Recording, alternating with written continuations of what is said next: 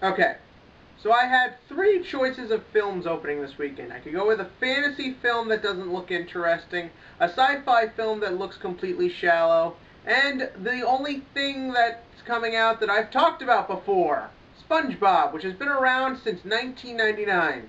Wait, what? That's 16 years ago. Fuck, I'm getting old. Just cue title scene.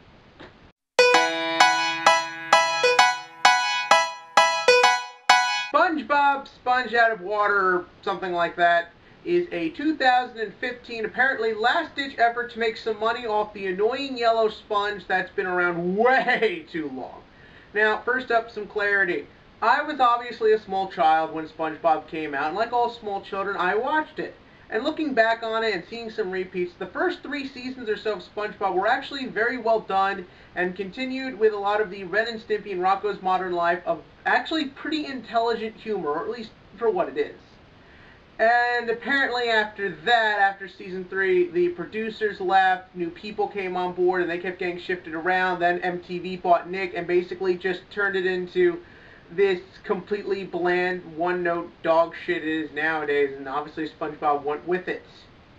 So going into this movie, I'm not expecting much. Obviously, last time I talked about SpongeBob on this channel, I was very rude and negative to it.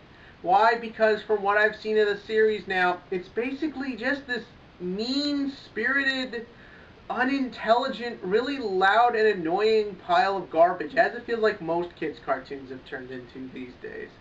And part of the reason I wanted to review this movie was because if it was bad, I didn't want people to go there expecting a nostalgia trip. However, it's a nostalgia trip for a lot of it. Apparently, this movie is actually being done by the original people who did those first 3 seasons. That shocked the hell out of me because, let's face it, Nick is an evil corporation. So I wasn't expecting anything, and apparently this is the last outing for the SpongeBob franchise. They just want some more money. But this film is still weirdly enjoyable. Well, what's the plot? Well, it's the same as the last movie, which, honestly, I don't even hate that much. Basically, the plot is Plankton steals the formula, there's Antonio Banderas as a pirate, there's the destruction of Bikini Bottom, all of this stuff that's a little bit too much and disconjointed in a big mess, and I'm not gonna lie, half this movie feels like for stoners. But that's actually weirdly why it's enjoyable. It does it in its own unique way that feels very SpongeBob. There's a very real self-aware sense to this that it kind of knows its ridiculousness and just sort of lets itself go and be really out there. I kept getting excited for what was going to happen next because it was always so random and it did always keep me on my toes, and that was done really well. And there actually is some edgy adult humor in here. Again, nothing too bad, but you definitely feel like this isn't just a film to entertain 2-year-olds. There's clearly effort being put into this. As for the animation, I think the 3D for this looks like garbage, and when that part of the movie came, yeah, it looked like crap. But the 2D looked very good. The backgrounds were crisp, the characters really felt like they were coming to life. Best animation I've seen from SpongeBob, probably since season 3. And on top of that, the film just tries to be enjoyable. Now, unfortunately, there are the problems from that. Remember, I'm still a 21-year-old man, so even with the nostalgia, the film's not going to affect me that much. The movie still has the problems, a lot of what SpongeBob has nowadays. There is a little mean-spirited humor. A lot of people are saying Tom Kenny is a great voice actor. His voice kind of just gets on my nerves in this. It's way too high-pitched and too annoying. But there are also moments where he's really good.